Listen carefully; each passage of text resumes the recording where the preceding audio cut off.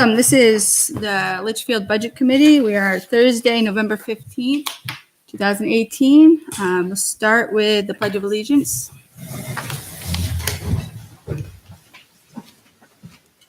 I pledge allegiance to the flag of the United States of America and to the republic for which it stands, one nation, under God, indivisible, with liberty and justice for all. Well, as discussed, I will be Cindy tonight. So I'm Cindy, and we'll also be missing Nikki. I believe everybody else is here. Excellent. So we'll start with any public input. Yes, no? All right. Moving on. Review and acceptance of minutes. Michelle's good, but not quite that good to get them turned around that fast. I would, like I said, I would be super impressed. So we will be skipping that one because they will be ready next meeting. Correspondence. I'm not sure that I saw anything other than the request for if there are any questions, but I didn't see any response that there were questions. So unless anybody is aware of anything else. Yeah, we sent the curriculum, the draft curriculum All right. cycle over to Cindy and the 5-year tech plan update. I did see that. What was that? Was that last meeting? Business meeting. I sent it in between, Perfect. We're good. Just the other day. Yep. Somewhere in there. All right. So old business, follow up with questions from last week. So we did go over several of the departments. Did anybody have any questions we're not going to go through this line by line this meeting, but if there are any questions in those departments, we can pose them, and at least they can, if they don't have the answers, they can start looking them up, because we will be going through it at another time more thoroughly. Anybody? Going once? Going twice? At this rate, it'll be a quick meeting. All right. So then we'll move on to school budget presentations. And for anybody who has been following along, we'll go through Campbell, Litchfield, Middle School, Griffin, and then food service. All right, unless you're going in a different order. We're going to actually start with Griffin and work our way up, if that's okay. All right. So we will wing it. Prior to launching into them, I did want to, and I just started a handout that's going around. Okay. And just wanted to make sure that we could address some of the new and expanded position requests, because elements of these are included in the budget that is in front of you. So I'll wait till they get around to everyone.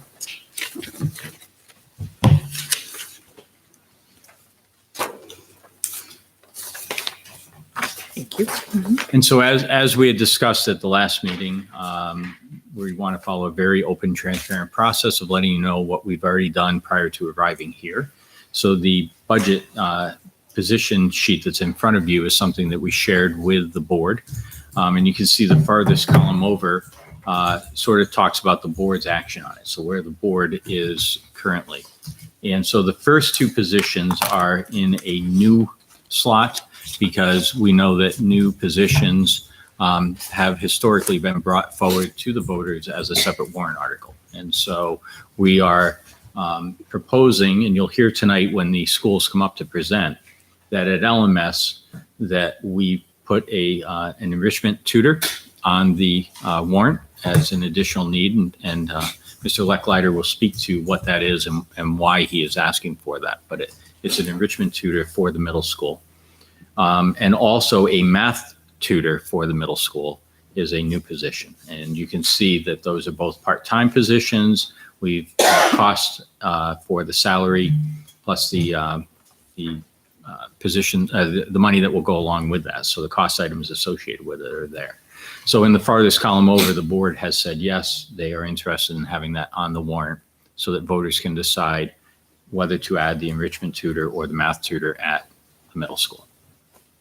The rest of it on the sheet are positions that we currently are still considering or were considered by the board. So let me walk down them. The first two positions are tied together, and that is at GMS, and that is a kindergarten position. And in kindergarten, when we add a teacher, we also add a paraprofessional to support that teacher. As a father of two young girls, I can tell you there are times when I'm outnumbered. And I can't even imagine what it's like having 20 kindergartners in the classroom. So having a para in there is sort of an essential part of that program. And right now, we are literally on the cusp with our enrollment projections that say we might be able to do it with the existing 4. We might need a 5th position. So the board has not come down to make a decision on that yet. Part of this is crystal ball, looking into enrollment projections, which are not an exact science. And so the board has not ruled as to where they want to be. So if you look at the board column, it says that it is pending. So But that's we not are- in the current budget then? The budget that you have in front of you, remind me, Corey, does not include that. does not include that. So when we said the 3% increase, it doesn't include these positions. That's correct. Yep. And so we would be coming back to the budget committee after the next board meeting to say, here's where the board has landed relative to that position. So I just want to be really clear that that has not been settled yet.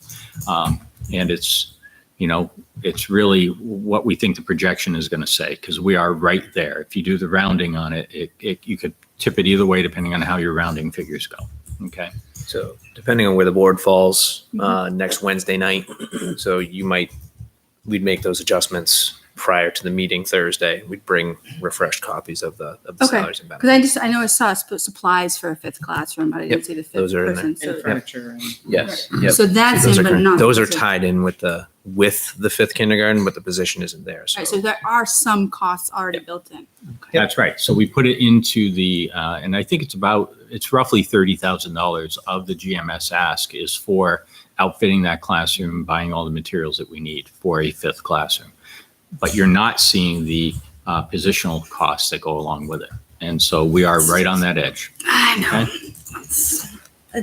For me, I think it's great, but it's also sad because we told people that it would cost nothing to add kindergarten, and the next year we're going to be almost $150,000 add. So it is what it is. Do we really say it would cost nothing though? I mean, I Well, feel because like, we were reducing costs elsewhere, the reason we were doing it is because it was a net zero chain right, effect. but enrollment's up. So if enrollment's up, don't you have to pay for it? Realistically, people voted for it. It would be interesting to know where that vote would have landed if things had gone differently. But I would also say that I think having full day kindergarten has made Litchfield a more attractive community for people to move to. So I don't know that we had problems selling houses to begin with. So it's a debate, but like I'm saying, we had a discussion, we told something to the voters, and not even 12 months later, that number's changed. And I think that's unfortunate from that perspective. I think it's great we have kids. I think it's unfortunate that the information people used to make that decision wasn't accurate. So please proceed. And that may or may not be accurate. So we really need to wait for the Right. board to make that decision. And I think the point you're raising is one the board is going to wrestle with pretty hard next Wednesday. Exactly. It's- And folks with an opinion on that ought to come to the board meeting to Yep. provide that input there.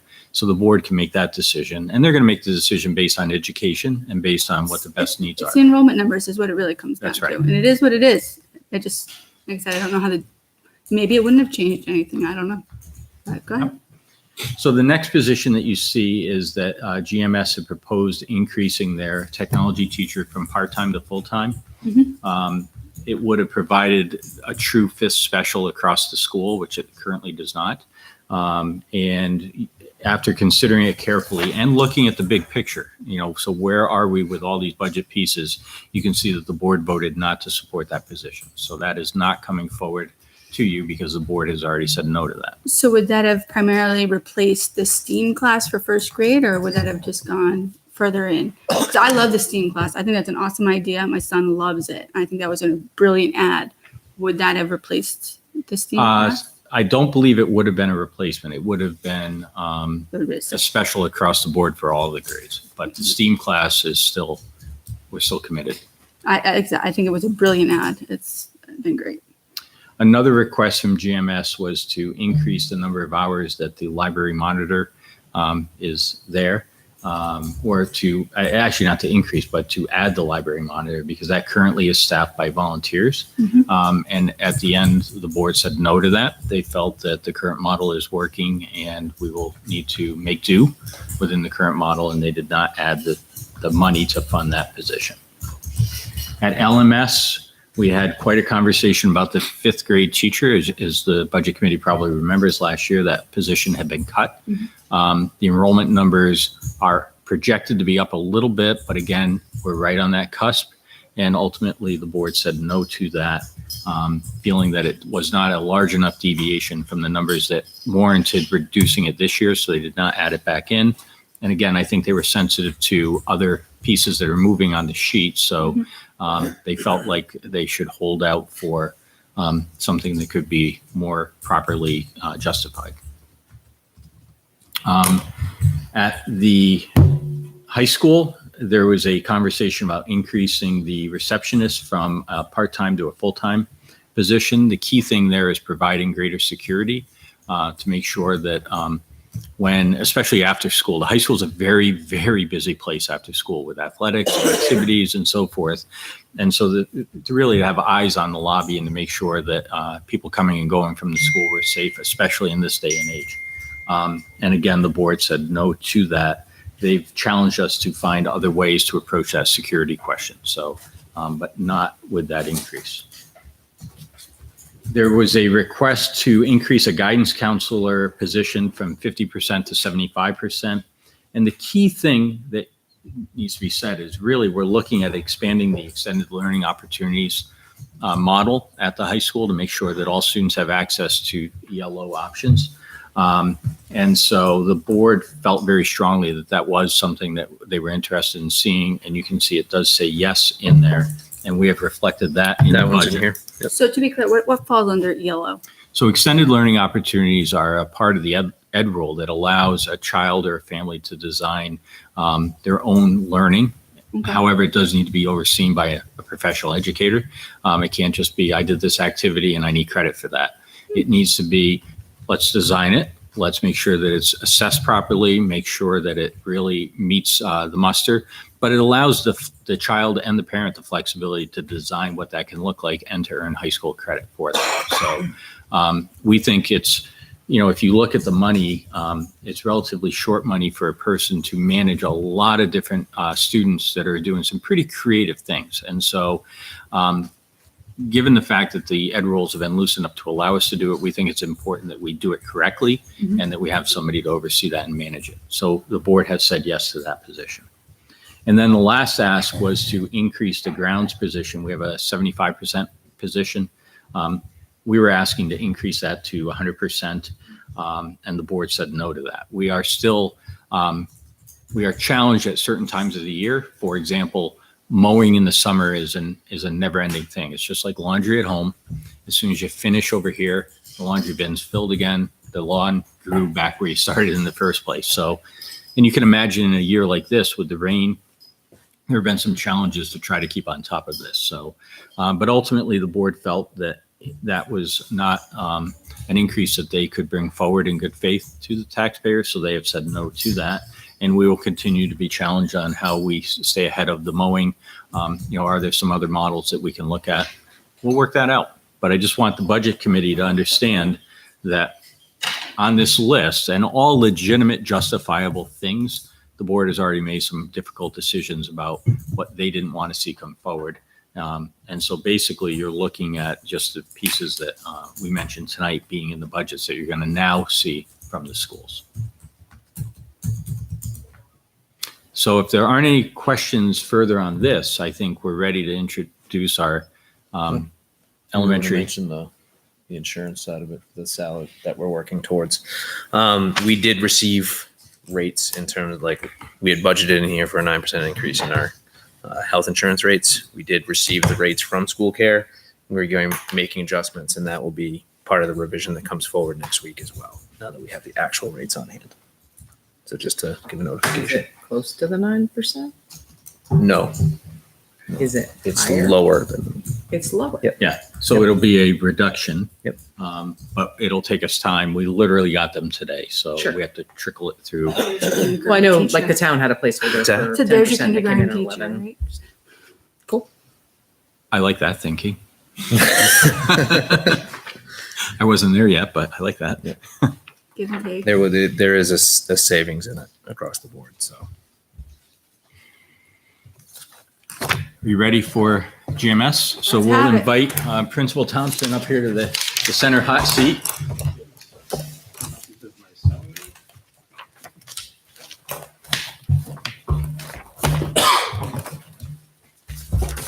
And I'm going to project this for the viewing public and sort of walk through it also, so. I don't know that I'll leave my computer, but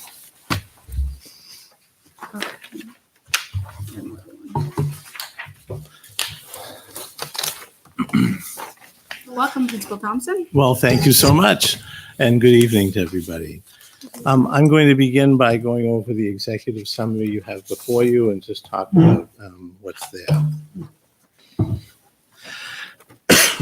Excuse me.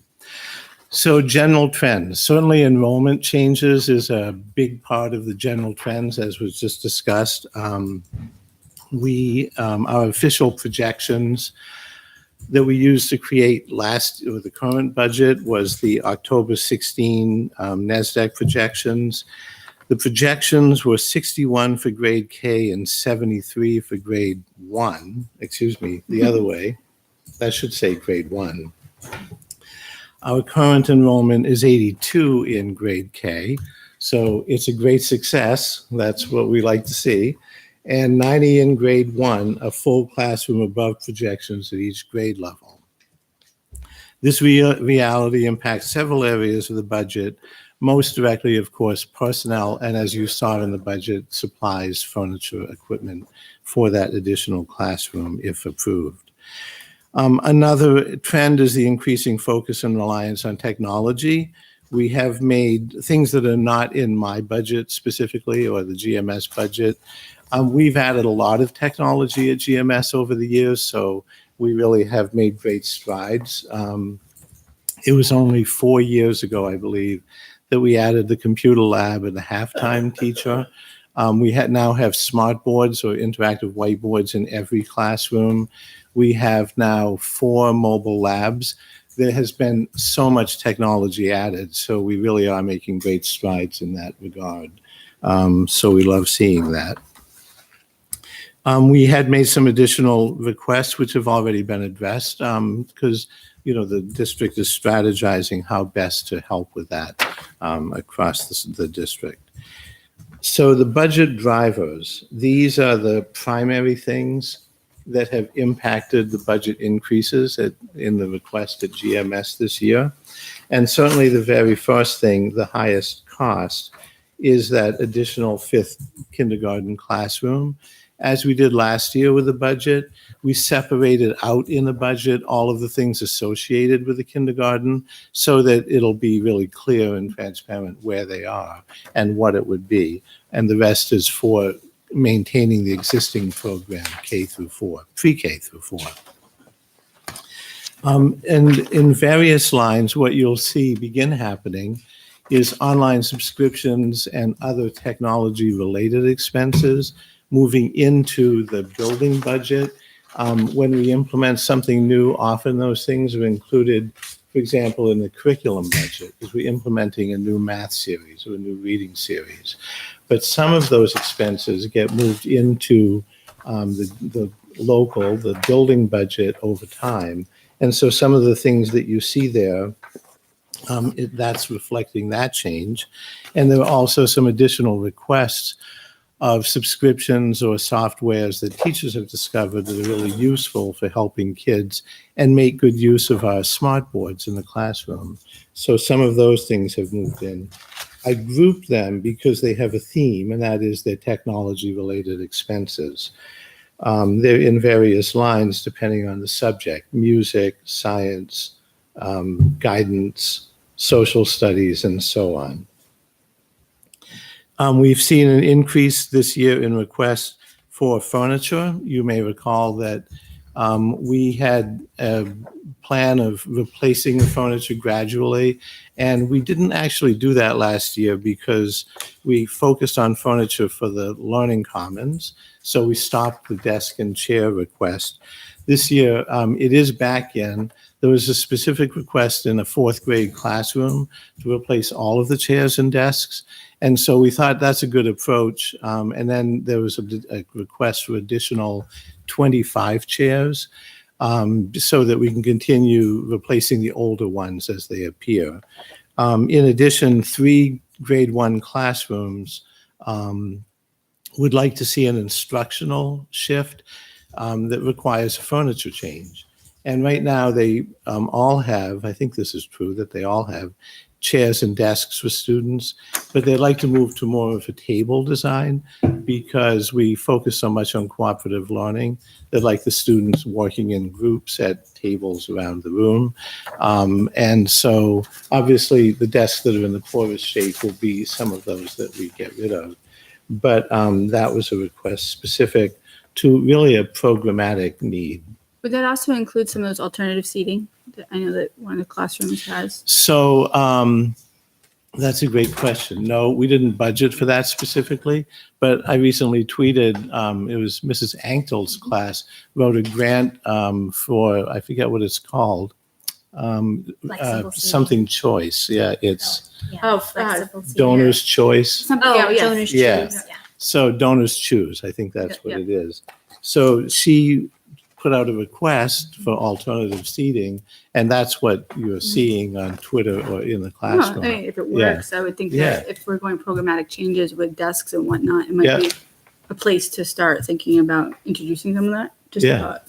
Yep. If you're switching tables, I think that's where the request for the tables comes in because it's more, right. it goes better with the flexible seating. Yeah. You know, if you're sitting on a, So is this only Yeah. tables and not chairs? Because I would think. this is just for the tables for first grade, right? Yeah, because we have chairs that go with the desks. They should be able to use those. We're getting rid of the ones that are most beat Right. up. For some of them are quite old. And then the next line is replacing the furniture in the art room. So we currently have furniture that was left over, I believe, from when it was a K through 8 school with a science old. room. And the problem is that they're tables that are about this high, Mhm. and they have fixed legs, so you can't adjust them. And the chairs are appropriate for that size. So I wanted to kind of illustrate why that's important. If your shoulder is this high, imagine an adult sitting at a table that comes up to your shoulder and a chair that matches. Your feet don't touch the ground, and they often don't, because we service students from grades 1 through 4 in that room. So again, it's just an improvement for the art room. That's why that particular request. I love that test. That equipment is old and not, Yeah. not the best for the little ones. The next section of the presentation is key variances and following past practice. This is any item that is $1,500 or more. I believe that was the figure. So the first thing is supplies. We base our supplies on a per student cost, and we've moved from in grades 1 through 4 from 314 to 340 students. So that represents a significant part of that. And I believe we built in a 3 or 5% increase in the per student cost. But I believe that was done district-wide. In addition, we reached out to our tutors and asked if there were specific things they needed. And so the enrichment tutor supplies are included in that budget. In addition, you'll see some subscriptions that I just mentioned for online kind of functionality.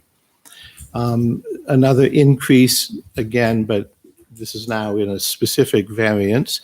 This is for the desks, chairs, and tables I mentioned, $8,719. There was nothing in that line last year. The art room is $2,876 for the furniture. Again, we didn't request furniture before, so that's an increase.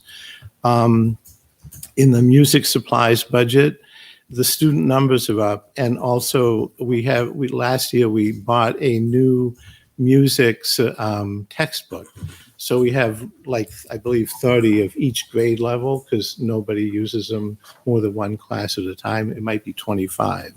But this is the cost for the online subscription that will serve students from K to 4, and that's $2,740.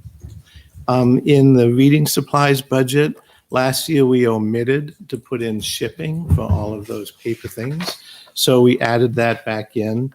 And again, the tutors for reading were, we asked them for things they need, and there's a small amount in there for that.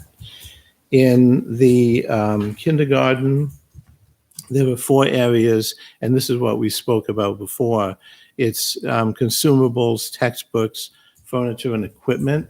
And the amounts, those are specifically for the additional fifth classroom if approved. And the total for those 4 lines is $28,801. In co-curricular, there are 2 causes for an increase. One is that last year, December of 17, we received a state grant to start First Lego League at GMS. So it cost, I think we only had to pay for bus transportation, as I recall. Everything else was covered. However, that wasn't approved till December, which was after the current year's budget was written. So this year, we're going to have to use student activity money to support it. But for next year, I'd like to include the cost of fees, supplies, and I think it's a kit they use to do the First Lego League program. And in addition to that, in the same line, we requested money to replace the current plastic buckets that are about 30 inches tall with rope handles that the kids use to tote their classrooms, their whole class, puts their lunch boxes in one bucket, and they they tote them, 2 students, from their classroom to the lunchroom at the start of each lunch. Yes. This year, when we had the kindergarten now coming to lunch for the first time, we couldn't ask the kindergartners, and we didn't have adults who could do it. We bought 4 wagons that are great. Now the paras can quickly roll them down. They help with lunch and recess. And when people got to see them, like a bell went off, we said, wait a minute, we have kids who are struggling, especially at the younger grades, carrying all the lunches. Even some of the 4th graders struggle. I've seen them. The poor They things. do. And I pointed out at the board meeting that the OTs are often reminding us that a guideline for students is not to carry on their back a backpack more than 10% of their weight. So when you think that when they're 45 pounds, you can't carry much before being over that. So that's the reason that's in there. And the last thing in this section is the DESA membership. DESA is a system for really measuring and tracking social emotional growth of students that our guidance department is using for the first time this year. We sent home a letter, and I put it in my parent email with a further explanation.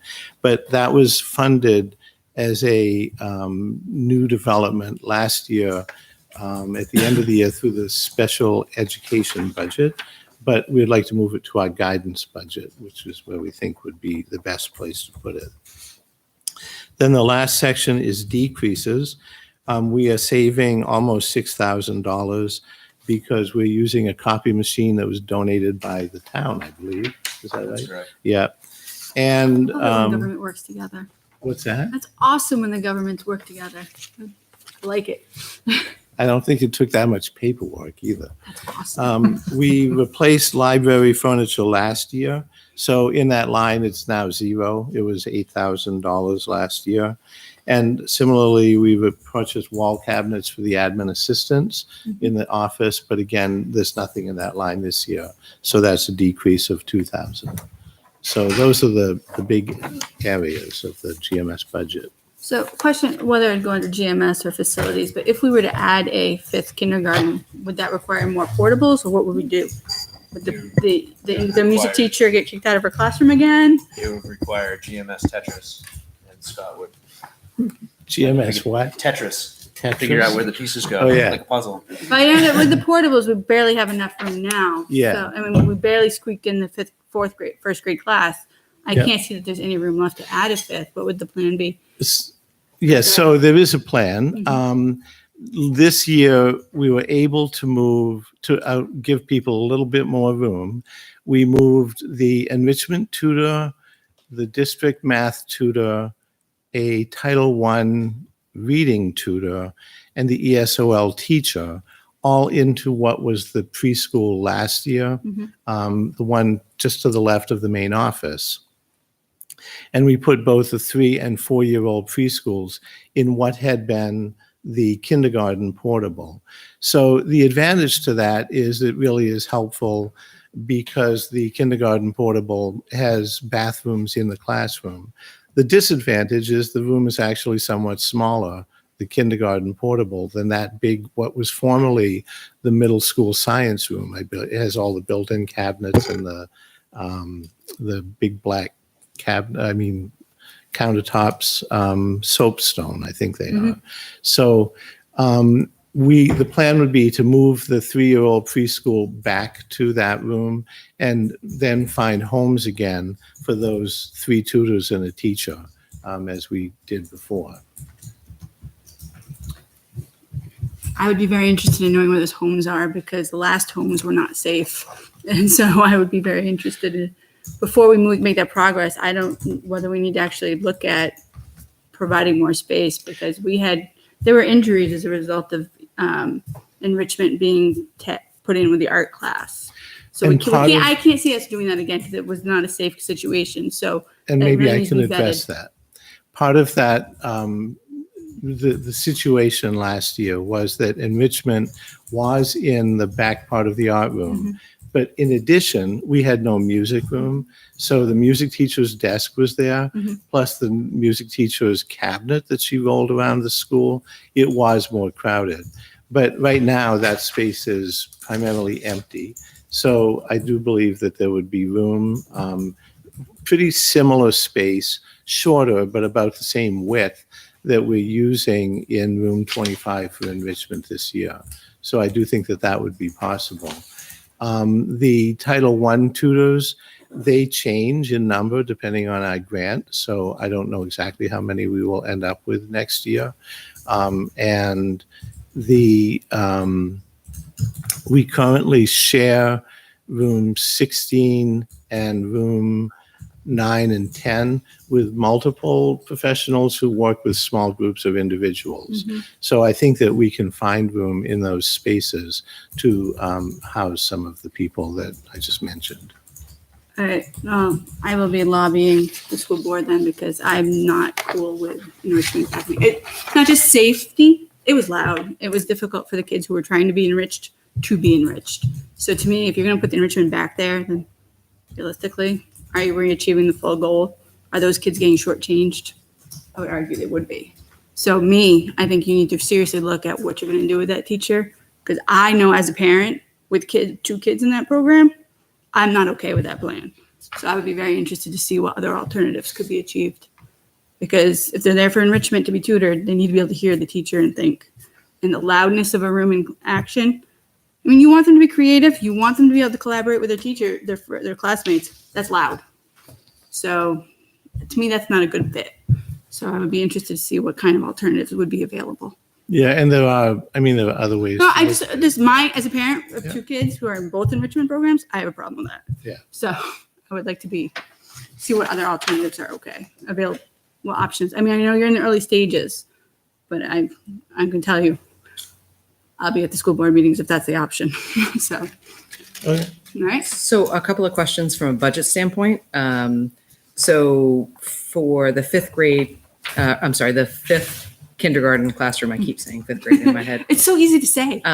We see an increase projected in textbooks and in furniture. Y'all opted to not put it in salaries and benefits. Is there any other places that you're going to see an increase if the school board decides to move forward? Are there any other budget lines that are going to be impacted besides salaries and Was benefits? technology included? Because there would be. So if you look under equipment technology, which is on page 8 of the GMS budget, I believe that's the total amount that we would need. So again, this plan, this costs, we did consider technology, but it's based on the concept of moving the 5th kindergarten into the room where kindergarten was last year. There is already a smart board. There is already wireless access. So there's already a telephone hookup. So it really, there's much less equipment costs. So yeah. Okay, I so think so it's- salaries and benefits is the only other place that we would As see an far increase. as I can recall, yes. Okay. That's true. And then Carrie, you asked the space question. I was just wondering where we're going to put everyone. And then, so just a question on supplies, and this kind of goes across all three schools, so a little preemptive. So I noticed that the cost per student at GMS is $60.11. And then the cost per student at LMS is $40. And then the cost per student at CHS is $22.30. So pretty wide variable. Certainly understand one-to-one in LMS and CHS impacts some of that. I'm just wondering what that $60 provides for each student. Wow, a lot. So colored paper. I mean, you can think of the things that come home from an elementary school. We have markers and crayons, pens and pencils. We supply that. Tape for classrooms. We have construction paper. We have handwriting paper in various sizes. We have graph paper in various sizes. We have ink and toner for printers and for copiers. Those are included in that line. I'm going to think. We have paper clips, all of the standard office things. We have folders that teachers use, like they want the students to have a math folder. So they have we have colored folders we buy. I'm just going to now do a walk through the storeroom where we have these things. Well, So- but don't most students provide all of that in their back No, to they school? don't. So in my experience at GMS, my kids have never come home with crayons, markers, folders. But they have them in the classroom. Okay, so you're saying that's what's being utilized in the classroom? Yes, I mean, we don't give the students stuff to send home. We have, all of this stuff is in the classroom. Okay. Yeah. Okay. Rulers, I mean, all of that kind of stuff. Yeah. And then maybe this might be more of a question for Corey, but the 3% increase across kind of all the supplies that you see throughout the budget, where did that come from? Increases as you go year to year. Okay, but was there It's a kind of a standard 3. I think we used the same 3 last year. Just kind of to account for increase in supply charges. Got it. Awesome.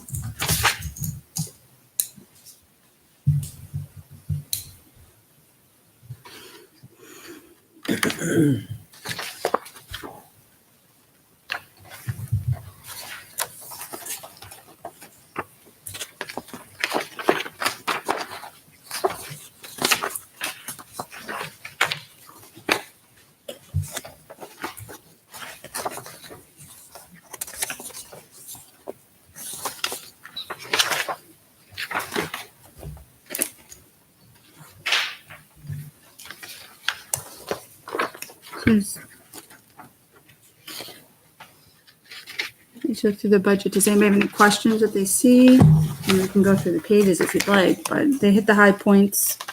I don't know that I have any. Does anybody? Yeah, just a quick question, only because I'm ignorant to it. No, there Lunch are wagons? no other way to know. Yes, that's to carry the lunch boxes.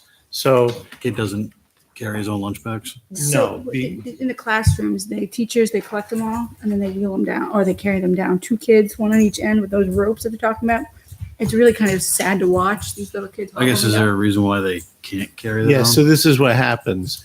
The students, by our actually board policy, strongly recommends, I don't think it says requires, but strongly recommends that we have recess prior to lunch. So what happens is the students all go to the recess and they come in directly to the cafeteria. They have a 30-minute lunch and they all have to get through the lunch line. So in order to make sure they have enough time, all of their lunch boxes are toted down. It's like a class job. So 2 students take them all to the cafeteria and leave them all together at the foot of the table where that class sits. So when they come in, they can just get their lunch boxes and they have them. So for years, we've used these buckets, but it's a long way from like grade 1 or even grade 4, Where kindergarten is out in Yeah. the portables, so Yeah. it's quite a ways. But they to have look at. wagons. It's for everybody else, right? Yeah. Yes, that's right. That's why the wagons are Yeah. necessary. These are the collapsible ones, right? Because Yes, taking up a lot of space. I think they do collapse. They're like lightweight. They're fabric, I have one. I love canvas. it. Yeah. With it fold down nicely, hanging near the wall. Yeah. but they're not the tall ones like I use. I actually have one because I have to use an elevator, and it's a long way to the car, but they're flat, so the kids can easily roll them. Yeah.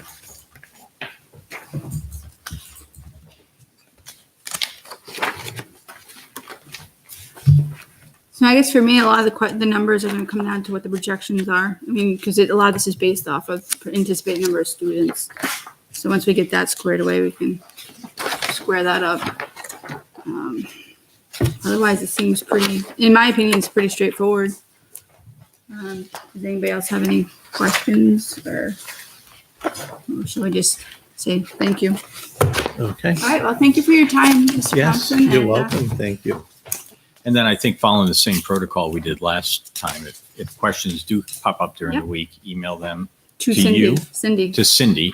Cindy will then get them to us, and we'll try to answer those next week. I'm just Cindy for tonight. And the whole team will be back at the last session. So on the 29th, everybody will be here. So if there's any question about anything in the budget, we'll all be here to be able to answer that. Excellent. Great. Thank you. Okay. Mr. Thompson. Yes, you're welcome. So we'll shift gears up to Mr. Lecklider and our middle school budget then. Excellent. I have to find it there first. Oh, sorry. Yeah. Sorry, Tom.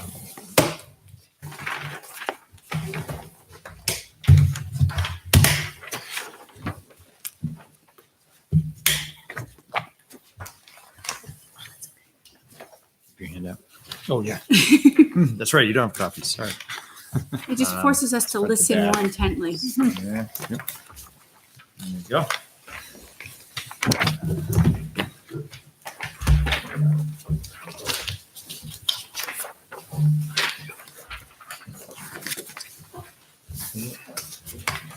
Thank you.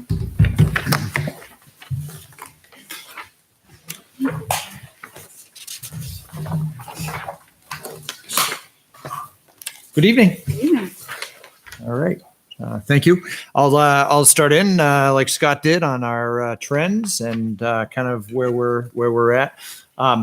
So just to start, it's an exciting time to be at LMS. We had a lot of great things come in this year, and great things happen as the year went on last year. Things we talked about at the budget table last year that came to fruition over the course of the year, and then the summer, and then into the fall. Two big focuses, and you're going to see throughout this document, but enrichment and technology kind of play through this. You're going to see that. One of the big things that happened over the past year is we are now 1-to-1 with each student. The district rolled that back to grade 5. We had moved 1-to-1 during the year last year for grade 8. And then this year, grades 5 through 8 now is full 1-to-1.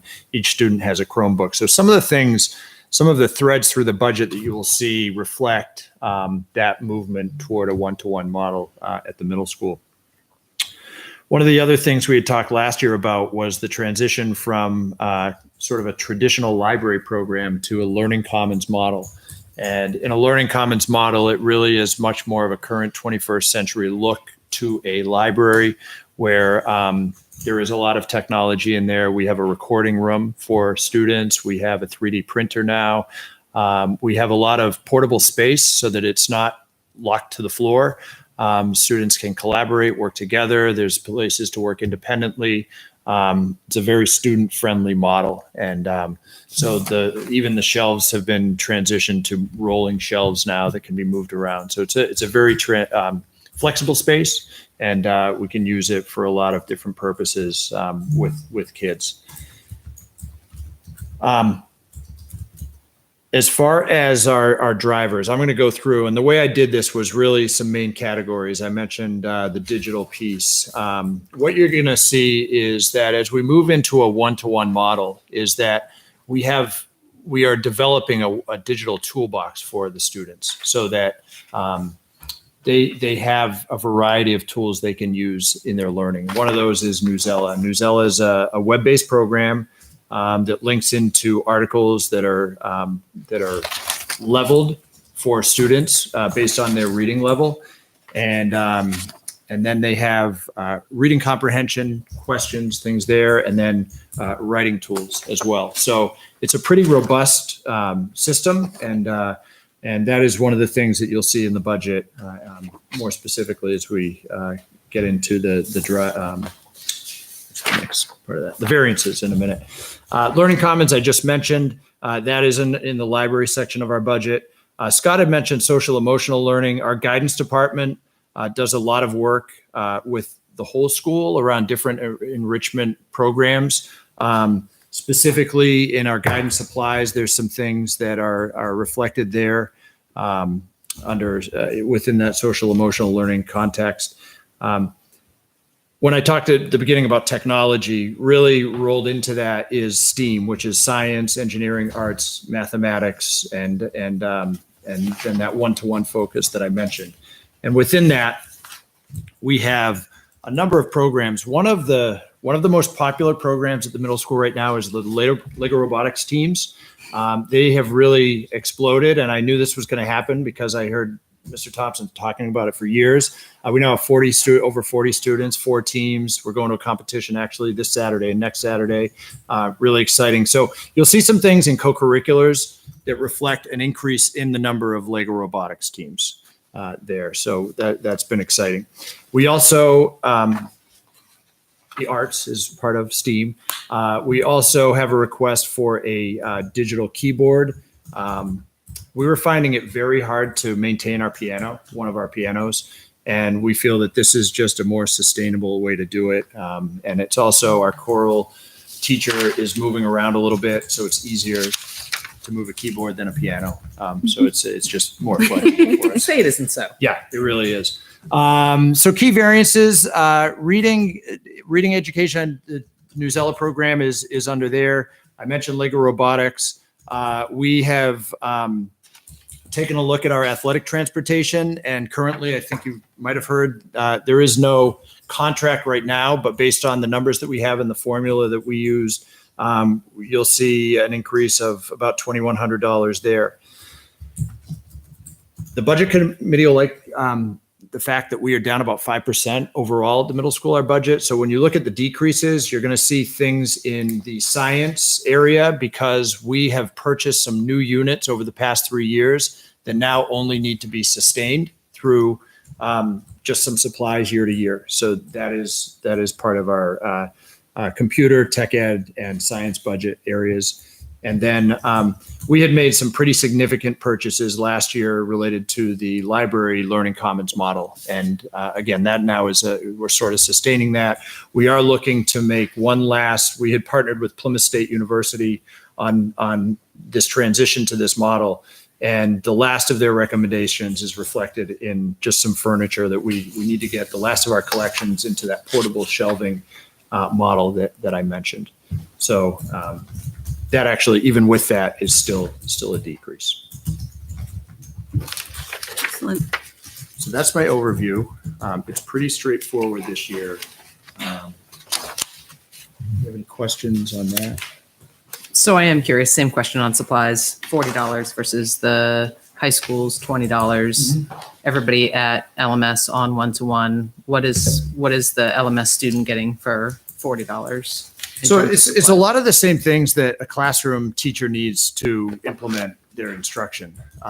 There is still, even with one-to-one, while one-to-one is a fantastic model, it's a hybrid model still where we use some paper too. So general supplies that were mentioned before, pencils, pens, paper clips, all those things that are in a classroom are part of that.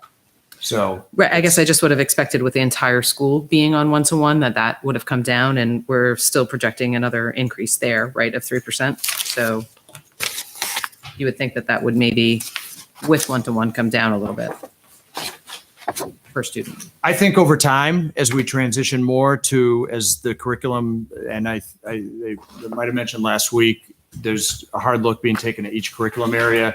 As new tools are brought in over the next few years, I think that we will trend that way. But it will take some time to get all of that implemented and aligned to the competencies and all those curriculum areas. So. Cool. Thank you.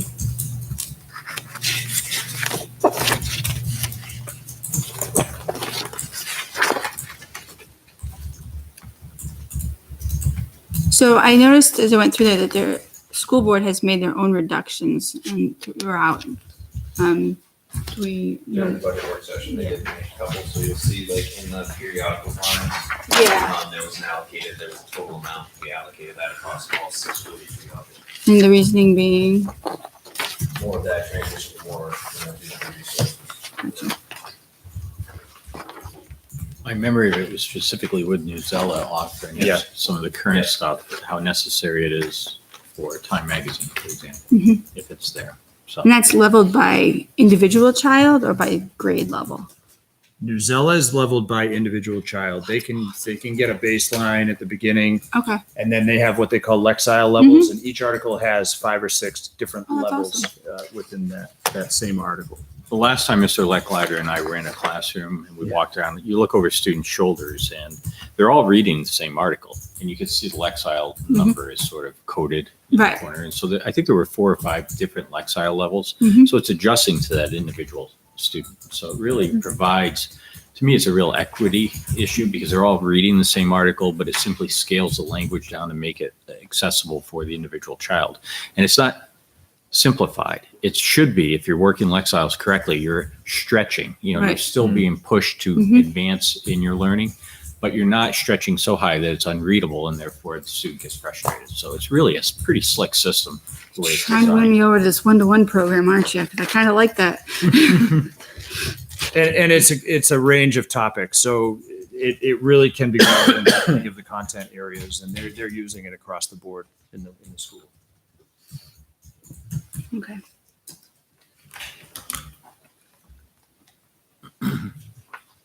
So how many Lego robotics teams did we have last year? Well, currently, so 3, 3. So now and we so added we're one. looking to add a 4th team. Personally, I think that's awesome. Well, not in the budget. I found it. That's why we give you a little extra, right? No, I think considering the future, I think that's a wonderful thing. It's robotics. In fact, my son was doing robotics as I left today. So let's see.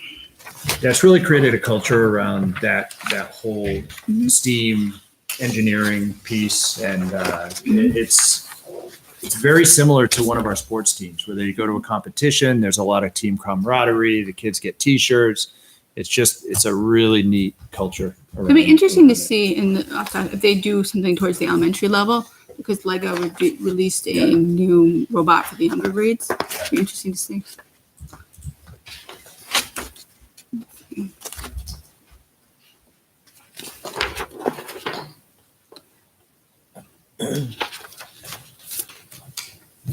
Does anybody have any questions on anything that stands out?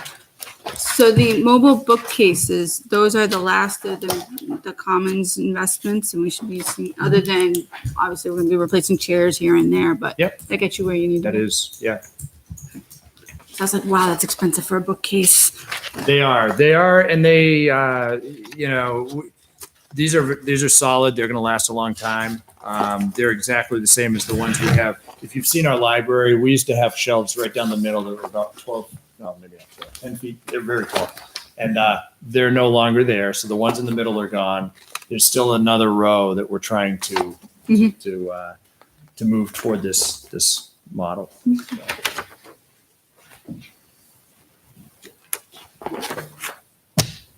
Anybody have anything else? Questions, comments? All right, so same thing. If we have any questions, we'll send them along. Thank you so much for your Thank time. you very much. Thank you. Thank you. So next up, we're going to hear from Campbell High School, and we have Principal Lonergan joining us up front. Pull up the sheet so the public at home can view.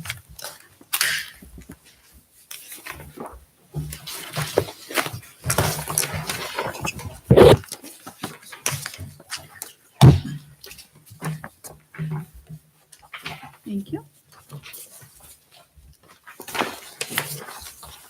Thank you. You're welcome.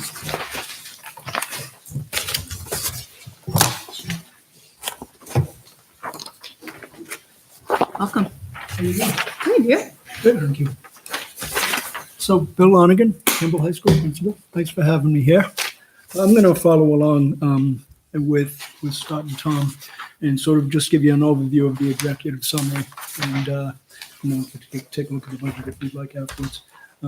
Looking at Campbell, we're not expecting our enrollment to change significantly. We're right now about 439 students.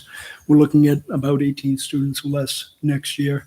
Not significant enough to change programming, so there's no sort of looking at programming at this time. Our one-to-one technology program is really firmly established.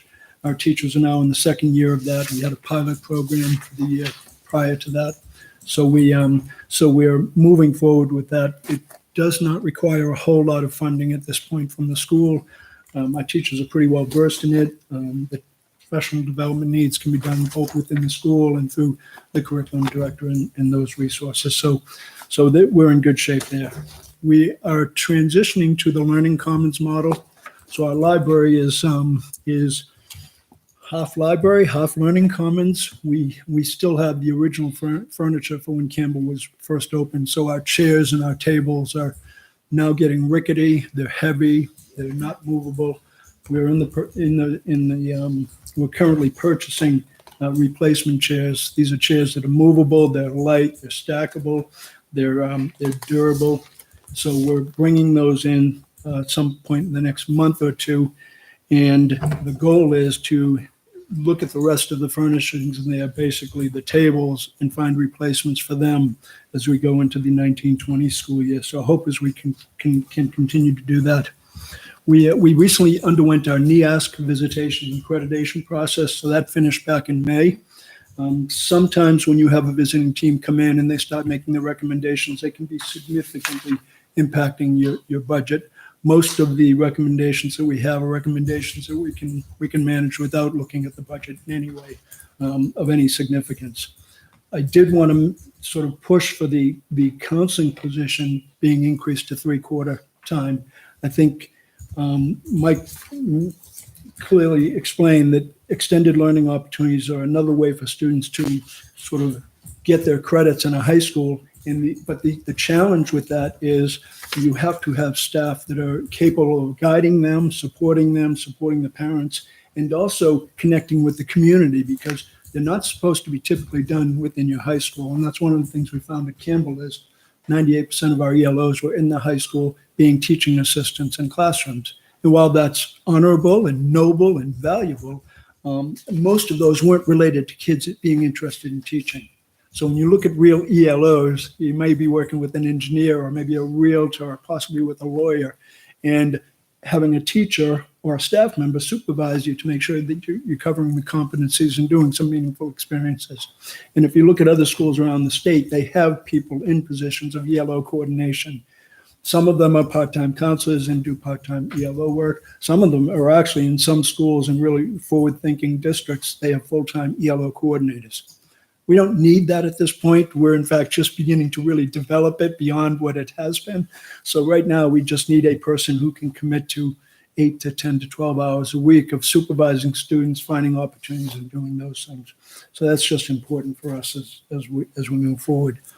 The budget drivers, we've been paying a lot of attention to our science department for the last 3 years. They have been sort of 20th century in a 21st century world. One of the things that's really driven that budget, two things actually. One is supplies. When you look at a science classroom today, particularly if you're talking about AP courses, advanced placement courses, or Project Lead the Way courses, there are intensive amounts of supplies that they use. And they're not cheap, they're expensive. And that's a recurring cost every year. So that's a piece that drives our science budget. The other piece is trying to make sure that we have the equipment necessary for teachers to do the 21st century learning. So these are probes, these are stereo microscopes. They're things that are meaningful tools for kids to use in a science classroom. So the goal is after next year that we should be doing less of the equipment replacement and more of what Tom had mentioned, which was, paying for supplies and the consumables that they're using in the science classroom. Our music department has proposed a budget that offers a significant increase, and there are 3 reasons for that primarily. One is that they have run out of storage for sheet music, and music is expensive. storage for sheet music is very large, bulky, and Scott can do a better job of explaining this, but you have students with various levels and types and skills of experiences, and you require lots of different types of music. So they are out of sheet music storage. A single unit for this is about $2,200. They're proposing to get a 4-unit console, which is about $8,000. They're not cheap; they're expensive. We also have some challenges with our storage we have a strong drumming program. Our percussion instruments are placed in these large bins, which now 18 years later are breaking and falling apart. You can't store them, so they're looking at storage for those, and they're also looking for replacing amps for guitars. They're now crackling and essentially not useful for what you're doing in a music room. We have proposed a significant increase in our co-curricular budget. We have run a program at Campbell prior to when I came here, which is called the Challenge Program. And it is an anti-bullying climate and culture program that's essentially, one, eliminates a lot of your concerns about student bullying and student harassment and those things.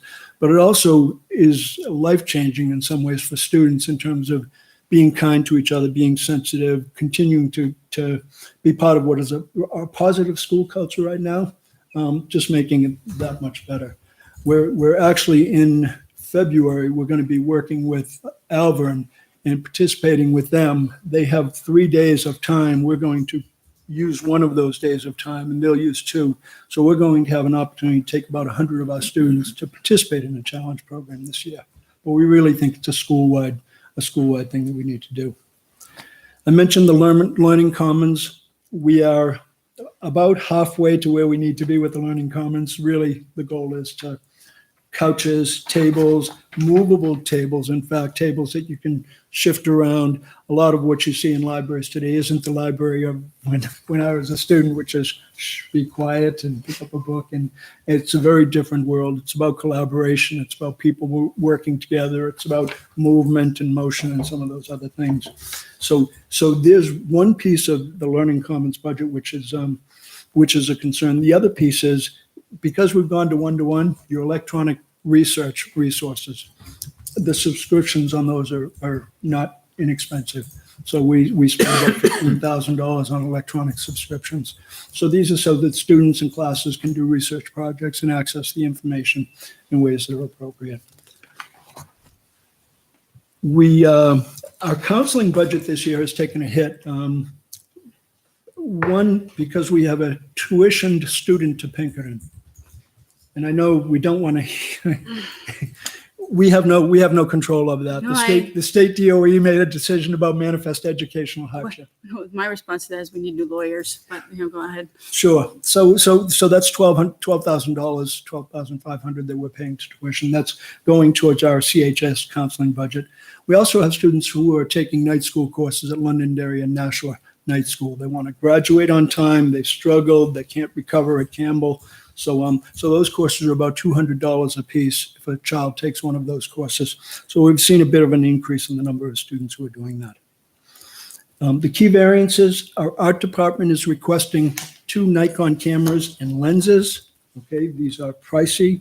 They are valuable tools in our black and white photography class. The teacher could not tell me the last time we ordered cameras. I've only been here 2 years. We have some cameras. We borrow cameras from parents and families and friends. They're looking to make sure that they have enough so that students in those classes will have the tools they need to be successful. Our Family and Consumer Science program, at our recent school board meeting, we eliminated our lab cost for the Family and Consumer Science courses. We're charging students lab fees. Now, we don't charge students lab fees for science courses or for music courses or for those other, but in the Family and Consumer Science courses, the school board made the decision that we were going to not charge the lab fees, but that resulted in increasing the supplies budget for Family and Consumer Who are we Sciences. charging? $20 per student per semester. So it came out to about $3,000. Now, is that a required class or is that an elective? No, it's an elective course. That's probably why we charged it. But okay, go ahead. So there are some costs there. Then we're anticipating putting in another food and nutrition course, and that's about a $900 supply increase. And then there's some inflationary things on food prices. Our athletic trainers services budget went up about $1,800. That's a contracted service. It's required by the NHIAA to participate in interscholastic athletics, so it's unavoidable. So that's something we can't escape. Transportation has gone up significantly, so our athletic transportation went up. We actually overexpended this by $2,000 last year. When you have successful athletic teams and you go to state tournament games, it's hard to predict what that will be, what the cost will be with that. So we overexpended this by $2,000. So there's an increase there. Our vocational transport increased and co-curricular transport increased as well. There are some decreases. Our regular education budget, equipment replacement, we purchased a laminator that gets used pretty regularly during the week. That's a $2,000 deduction. The business education program bought textbooks last year. They came out of the departmental budgets last year. They're going to do textbooks differently moving forward so that they're going to come out of the curriculum director's budget. So it's about an $1,800 difference. We still have to buy replacement textbooks oftentimes, so you'll see replacement textbooks cost associated with things. The PE department, they purchased locks for all the lockers in the team rooms, and that was when you have 18-year-old locks, you can walk by them and smack them with your hand and they open for you. And in a locker room, it's just not appropriate or safe for kids to not be able to store their belongings. So those were all replaced. So that's about a $4,000 difference in the PE department budget. Family and consumer science replaced some range hoods last year. That's about $1,700 difference. We replaced a conference table and chairs up in our conference room in our conference room upstairs for almost $2,000. And then we deleted some tablets from the computer science budget. There were 8 tablets. We were actually looking to get 2 classroom sets. We have 2 teachers teaching in different areas. And we decided to hold off on that because it makes no sense if you need 24, why you're not budgeting for 24. We looked at that and thought maybe that's going to be a critical need possibly at the end of the school year, but it's something that we don't have to have at this point in time looking out at next year. Okay, one of the other things I just want to point out is that you're going to see in the tech ed budget, in the past we had tech ed as one budget, and it was 2 programs. It was our graphic arts, digital arts, and it was also our wood shop and home repairs programs. They were combined in the same budget. And trying to figure out how to expense off to one and the other when they're all sitting there compiled together was impossible. So we split those out this year. You won't see 3-year trends, but when I looked at the budgets themselves, essentially it's about a break even from what we did last year. Last year we had, I think, $14,700. This year it's about $1,300.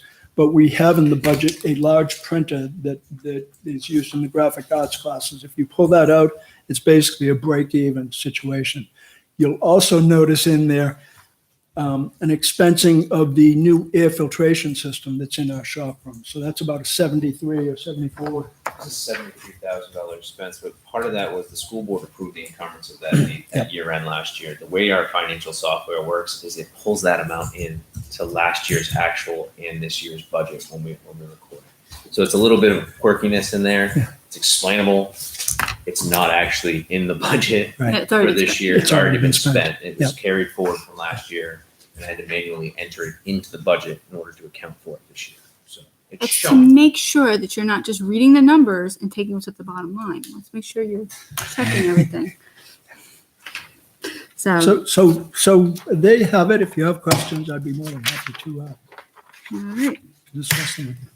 I actually did have questions on this one. So this is like partially tongue in cheek, but so GMS has a nice little 11-page budget. Yep. LMS has a nice little 10-page budget, and CHS has a 42-page. I know. And there's lots and lots of $1 budgeted items that are placeholders. And so I'm just curious, is there an opportunity to perhaps be a bit more concise to make it a little bit more digestible for those? The high school is more departmentalized. Mhm. That's So each class, every subject has its own. So you're going to see a bunch of pages for just Got one subject. Mhm. Where I've GMS noticed. is like you Right. have teachers, it's one line. Right. Where you have teachers broken out across multiple departments at a high school. It's Got it. really kind of a city unto itself. And then all the $1 items, I mean, I feel like we could save 10 grand just there. Well, they're So, placeholders too. If you need to transfer into a line, you can't Do that. transfer into a line unless there's Line. something. Right. okay. Question on the digital cameras. So I have a kid that's in that class. So I was always under the impression that if you were going to take digital photography, you had to have a camera. No. So those cameras are intended to be there for those who can't provide. Correct. And then is that going to be a continual expense year over year? We're going to be adding 2, 3 every year, or just? They this is have a one thing? small amount. They have 6 to 8 cameras available. But the hope is to have a few cameras available. Nowadays, I mean, we can use our phones for anything, but good digital cameras, Sure. black and white, Do they get signed out or do they Yes. only get used on class? yes, on no, they get grounds? signed out. Also under co-curricular, under dues and fees, I guess I don't understand. There is a fairly significant, under miscellaneous, there's a fairly significant increase. And it has something to do, it says first robotics costs and fees to build and enter the CHS Team Potential Energy Robot in local and regional competitions. This funding request is keeping with the original format as initiated and supported by the Litchfield community. So is this just moving from point A to point B? That, when the first robotics program at the high school was begun, it was begun with Dennis Miller proposing, I'm not sure if it was a warrant article, but essentially it was a commitment of the town to contribute $10,000 to the first robotics program at Campbell High It School. was an ad during deliberative.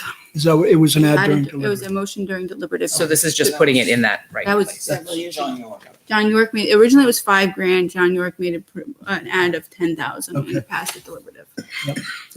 So every year, I've been told Yep. that in the budget. I mean, it's 2 teams really, or is it like, it's. No, I one- fully it's support. one- I just didn't 'cause understand That, why. that fee's expensive. It is. It's significant. Hey, The registration fees for their Yeah. tournaments is significant in itself. Absolutely. And they fundraise like crazy Oh, as yeah.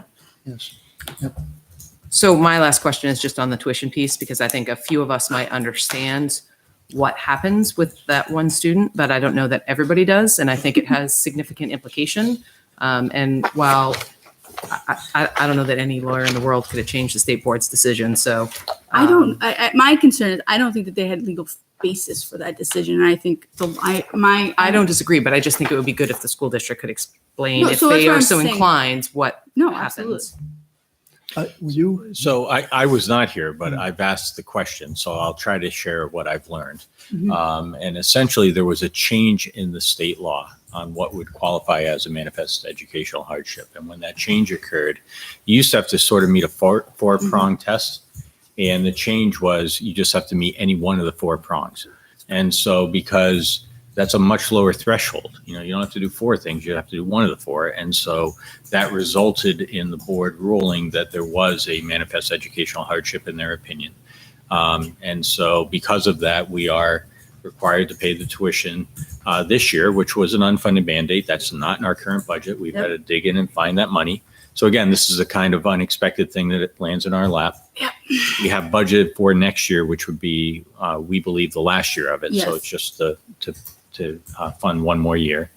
And, there is a revenue side of this that we're not addressing, right? So you're seeing a $12,000 budget item, but there is a $3,636 and some odd cent payment that will come back to the school district on the revenue side. And I can assure you, we have made sure that that is coming our way. So, because we are the district of liability, and so we are making sure that the revenue is coming our way also. No, I We don't, get the state I don't- adequacy aid piece for that student. I would say that we have plenty of state reps in town. We should be trying to move it back because that's ridiculous, in my opinion. I was through the roof when I read the article. That's great input, and the board has also, they have submitted a resolution to the School Board Association speaking to this because it's not fair. they feel that it's something that should be addressed on a larger issue. Mhm. And the board has also sent an invite to our newly elected representatives for a general discussion about education-related matters. And there are a whole lot of educational matters that we would hope to discuss at a future board meeting. This topic would certainly be one. Definitely reach out to, I think Ralph got reelected and he's been on school boards. He's been through town. Definitely use him as a resource. I feel like I can't fault you other than I've complained about our lawyers in the past and this just is another one. We should take a look at our lawyers, but there's nothing you can do about it really. We were between a rock and a hard spot. I think it sucks and I don't think it's fair, but there's nothing you can do about it. So my question, I'm sorry, were you all set with? I am, thank you. A Pandoran subscription under phys ed? It's ad-free, the opportunity to play music, to sort of motivate students and get them involved in the class. And if I can just speak to, I've been on the other end of not having a reliable music source, and you can quickly get into all sorts of issues yes, with it. yes. Some inappropriate lyrics, for example, come across. So it's one of these, we can just avoid it by subscribing to something that's reliable and we're not offending anybody with what's being played. So it's actually Correct. smart. In the All long right, run. from that perspective, I'm like, oh, everybody's got a phone now, but yes, streaming the music is a pain in the neck.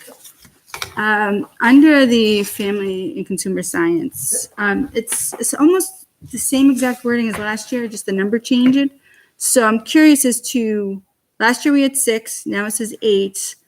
Is there a goal, a target amount of these that we're looking to purchase? Her response to me was this would be it, Okay, is to get her to the point of having enough so she can split it between the entire class. One having them at one time, one having at another time. all right, because my thought was if it's a classroom of 10, 20, that you would want 10, but that's just, Isn't that where we are? no, this brings you It's a to classroom 8. of 24. Okay, so it's And so 3. 8, that's right. Okay, yes, so, Okay. okay. I'm gonna have to ask Lynn that question. And then my other question would be like the replacement plan. Once we get these 2, are we going to have to start replacing the initial 2? Like, are we just going to be on a cycle of constantly buying 2? Which if that's the plan, that's the plan. But Sure, no, that has not been, and again, 2 years into the district. yeah, no, I've seen this now for 3 years. Yeah. Okay, I think they got voted down the first year I was here. And then they May were have refused approved, it. I think they were approved last year and approved Right. this year. They weren't approved So previously. it'd be interesting to know because obviously technology changes and these are heavily reliant on Correct. technology. So are Yes. they a 6-year life? What's the life expectancy and what kind of replacement plan are we She looking was at? able to have the early ones reprogrammed. Okay, Okay, so we haven't had to replace other ones. Right. That I do know. okay. So they're at least reprogrammable Right. so they can be continued to be used. Mhm. But I'll ask her what her end goal Right. is. So for it's it. the similar discussion I had with like the fire department is if now we're at a full complement. Yep. Looking forward, are we going to see 1 a year? What are we going to be seeing? Because you don't want to all of a sudden say, I need 8 in 1 year. Right. If it's 1 a year Right. and constantly, well, then that's just that's what it is. I will ask Lynn that question. Because when one goes away and then all of a sudden and again, it looks a little weird, but if Yes. it's a constant. Yep. Level funding, I kind It's, of like it's that. also a significant expenditure of money too. Right, no, So- absolutely. So that piece I'm a little sensitive as well, but I'll ask Lynn what her end goal is. So- Excellent. So we'll have that for the next meeting. Sure. So, and then we had 5 classes last year for the nutrition. We were adding, I'm sorry, you said we're adding another one? She changed it this year and dropped down one. Okay, so she's increasing Okay. for next year. That's correct. Yep.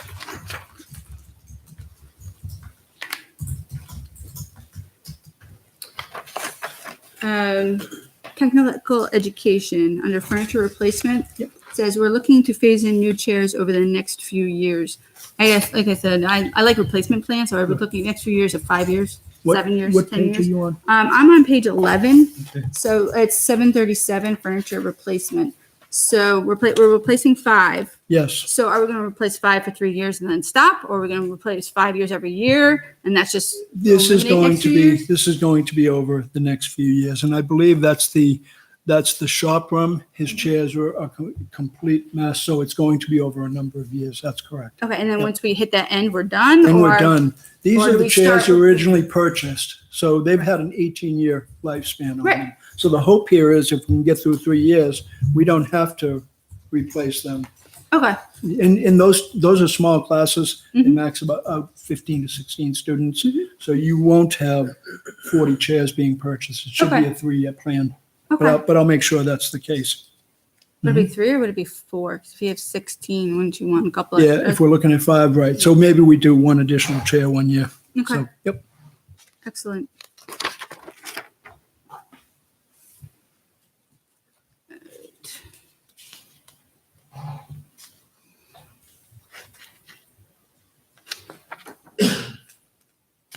So the library system, that you're talking about, that's the storage for the, okay.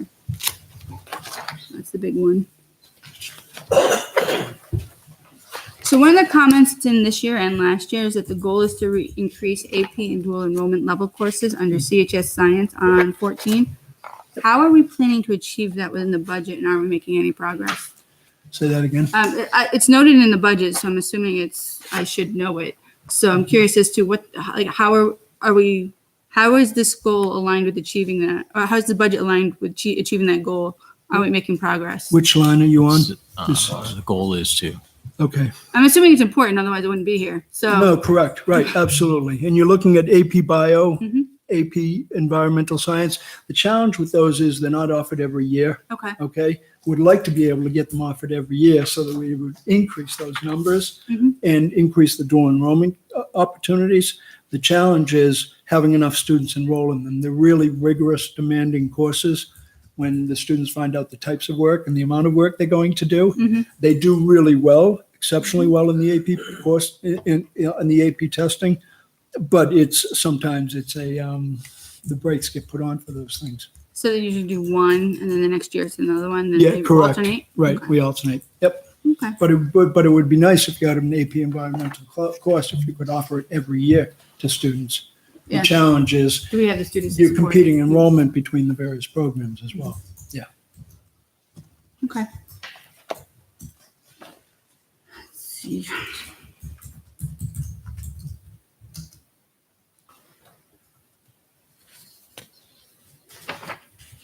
So the replacement text for 8 courses. AP I'm sorry, environmental I science. think it's under, is that 2016 or is that the number? No, it's, yes. So line 640 on page 15. Replacement text for 8 courses. Is that 8 books for 8 course, or is that 8 total courses? Those are advanced placement, environmental science books. So the old book is not a valuable textbook anymore. So they've had to update the textbook. So that's what that is. Okay. Yep. So we only have 8 kids taking it? That's a small course. That's, All right. yes. I think that's great. I think hey, I'm a huge supporter of APs, so Yep. I'm not gonna. Yep. Let's see.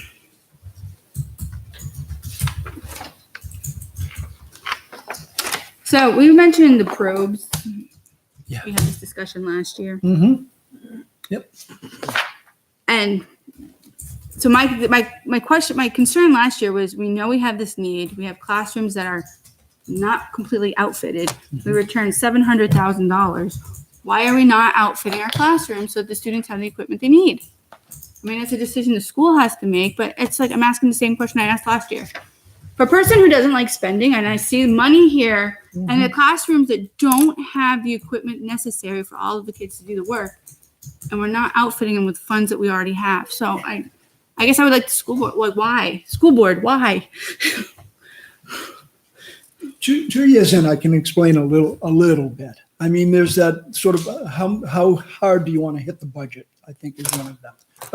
Okay, We've already taxed there's it. one piece to that. Nope. The other piece is we're looking at a teacher who teaches this course in one room, and we've been sharing equipment with another classroom. So you're moving the cart around with expensive microscopes and all those types of things.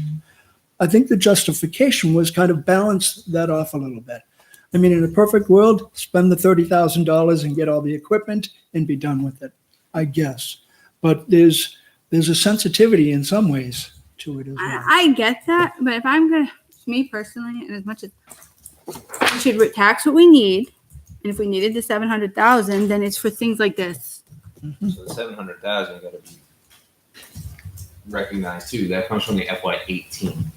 So And come back at the we end of can the year. project in the business office as much as you want of what that balance is going to be at the end of the year. It's not exact science, and Mhm. I try my best to project it out. Honestly, I didn't think there was going to be $700,000 to return. Yeah, no, So okay. that's the budget previous to this administration. Yeah. I think things have changed. Don't honestly believe you're going to see $700,000 going back again at the end of this year. I think that's going to come down. Right. How much? I don't know. It's too early to tell. But yeah, the money was there. Had we known that money was going to be there, and could we have encumbered these things? Sure. There's a whole lot of things we could have done. Yeah. Let's- Hindsight's 2020. That's good to know because a capitalism, like we had the money. If people are funding it, then and it's not like I want to spend money just to spend money, but these are genuine needs for student programming. That also, you're not going to see me fight against that stuff. I mean, there are things I will argue about, like $30 glass mixing bowls, but this is like genuinely needed in order for the program to work, and we're not funding it. And it drives me nuts. As a taxpayer, it drives me nuts. Definitely, as we get towards year end, those are the type of things that we can definitely take into consideration as that picture gets clearer. Okay. And it's great feedback. I'm sure, if we get to a point where we say we do have some Mhm. money, Principal Lonergan will keep that right at the top of his forehead. Make it a going wish forward. list because, like I said, I love returning money and I think that's great. But when I see that we actually had needs that we didn't fund, it kills me. And that's not your decision. It kills me. But remember, we're also building this budget, Mm-hmm. projecting 20 months out and what expenses may come our way. Yep. We had a phone call from a new family today with potential out of district expense, right? And so that was on nobody's radar when we were building this budget. And we now have this reality landing in our lap, and we've got to make it work. And we're going to err totally on the side of the child to make it come together. The point is, that's the sort of thing that we're sitting here projecting in a crystal ball, doing our best. Yep. But I do hear come, May, June, if there are funds left over, we need to, okay, so what could Yeah, I'm we not do? asking you to buy it now. Do? Yeah. But at the end, Yeah. we had the money. That's really good feedback, and it's something we can certainly plan on. Excellent.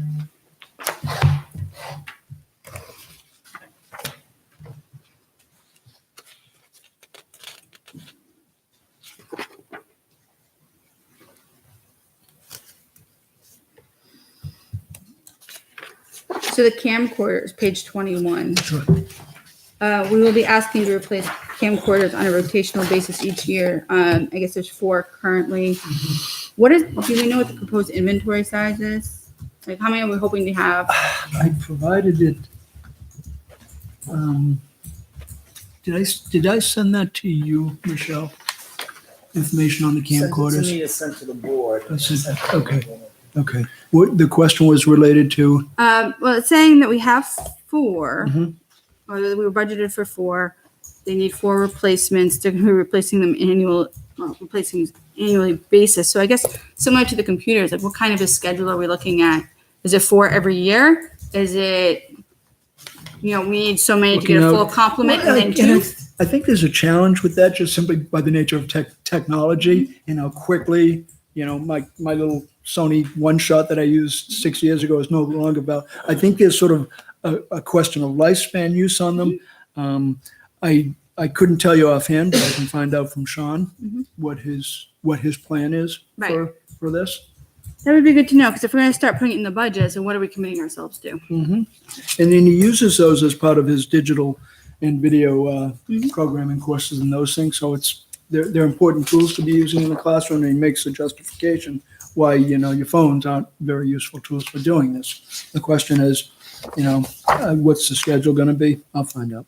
Okay, great, Sure. thank you. Yep.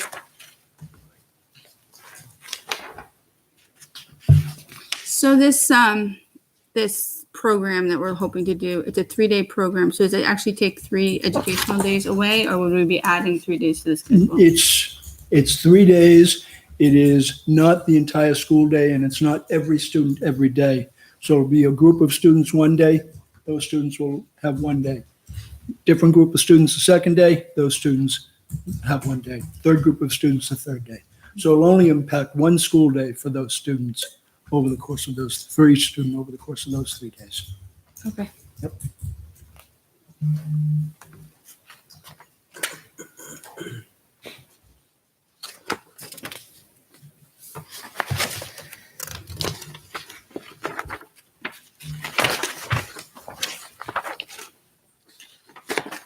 Yeah, I circled that one. There was one in here I thought that I saw that the school board made a sizable reduction on something, or they added 3,000 to the food. That was to family and consumer science for the lab fees. Oh, so that's what that was, offset lab fees? Yeah. Okay, that's the school board. I couldn't figure out why they would add that size. Mhm.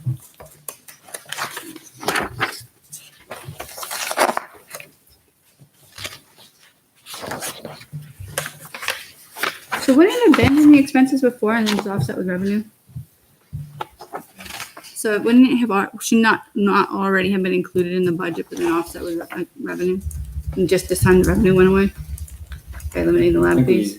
I think we added $3,000 to the budget, didn't we? When we voted on it. I'm just thinking from a budgeting perspective, the cost should already been accounted for. It's the revenue that went away. It's not the cost increase thing. From Part of the self-funded or. Self-funded or a student account? I think that's what it is. So it would've Actually been- went into a student account Right. in the main office, not in the general revenues. Right. Oh, okay.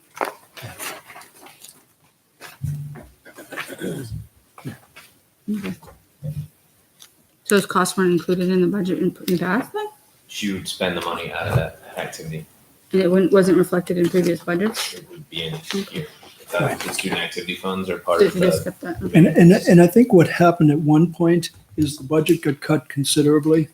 And then she couldn't do the requisite number of labs that she was trying to do over the course of the semester. So she went from doing 15 labs to 8 to 10. And all of a sudden she's realizing, I can't complete my curriculum. So I forget who she worked with, but they worked to add the lab fee into the course because we weren't getting the necessary amount for the budgeting process. And do we charge a fee for like woodworking or anything? We did, but we didn't this year. So we've eliminated that as well. So there should be a similar ad. This should be and in the wood program, we're not needing the resources that we used previously to do the projects in the woods course. So the new teacher has done a nice job of sort of managing things a little differently from the way things were done previously. All right, I think that's it for the questions I have tonight. Does anybody have any other questions? All right, hearing none. Thank you. Great. Dr. Longley. Thank you. Thank you. All right, And again, we'll send questions through. absolutely. Yeah, and I'll get answers and I'll provide them through. Appreciate that. Thank you very much. Absolutely.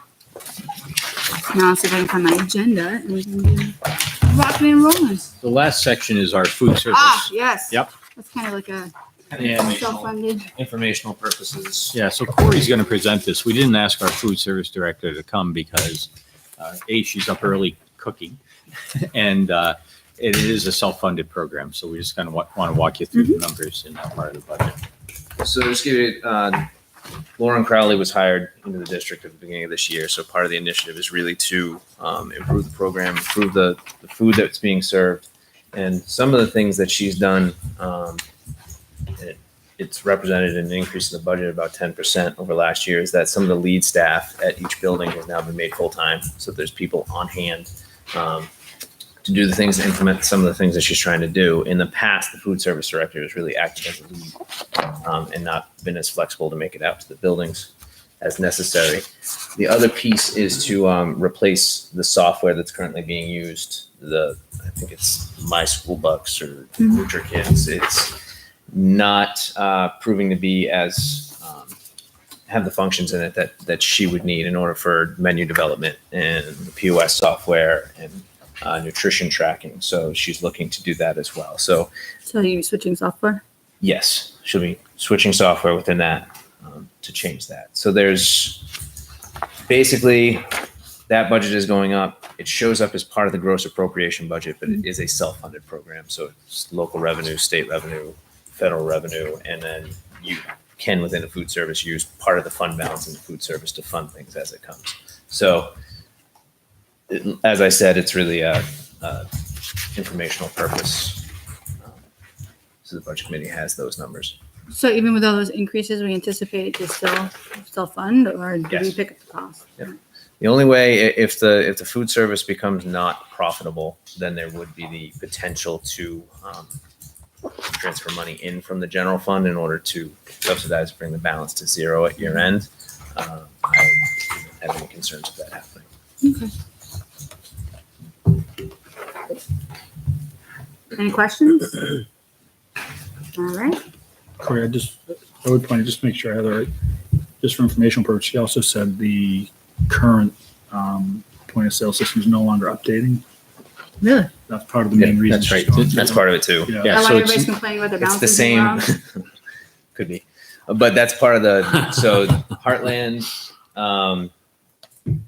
is the maker of the software, and they own NutriKids and this Mosaic, and Mosaic is the new product. So they'll stop supporting NutriKids to try and push customers to this other one. So that's part of the reasoning as well. So will we have to set up new accounts, or do we are we migrating? I would hope it would migrate since it's under the same So keep umbrella. us posted. I'll try to do my best.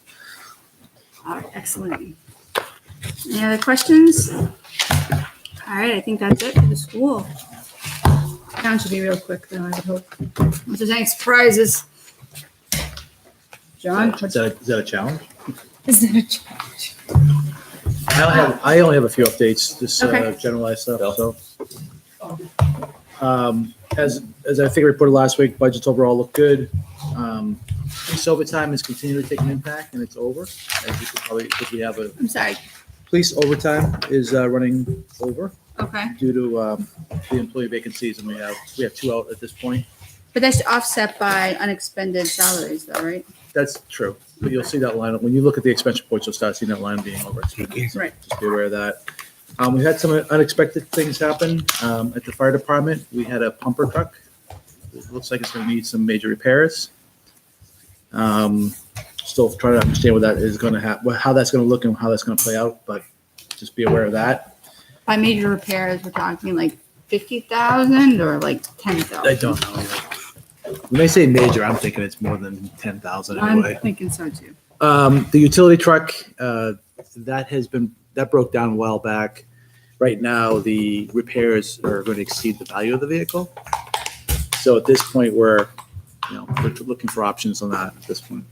The other thing is in the highway department, we did have an unexpected repair to our snow trucks, front lines. The one we just An bought? unexpected $12,000 that we didn't expect. Not the one we just bought, right? No. This is one of the other older ones that we still have in the fleet. So as they were preparing it for the winter, it went in for some what we thought was some minor repairs, ended up turning out to be about a $12,000 repair. That's better now than January 1st. That is true. Other than that, union negotiations still go underway. Still targeting our January deadline for the warrant to be available, and that's it. Okay. Simple enough. Excellent.